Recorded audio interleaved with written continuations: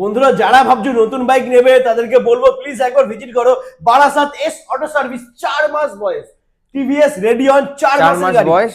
এটা একদম প্লাস্টিক ছেঁড়া হয়নি এরকম গাড়ি, 4000 চলা গাড়ি।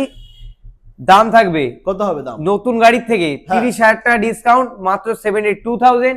আচ্ছা যাও দাদার চ্যানেল দেখে যারা আসবে মাত্র 70,000 টাকা। কি বাত, 25,000 টাকা ডাউন পেমেন্ট নিয়ে আসো, গাড়ি ঘরে নিয়ে চলে যাও। লাভলি। এরপর হচ্ছে NS 125। NS 125 এটা 2023 সালের গাড়ি আছে।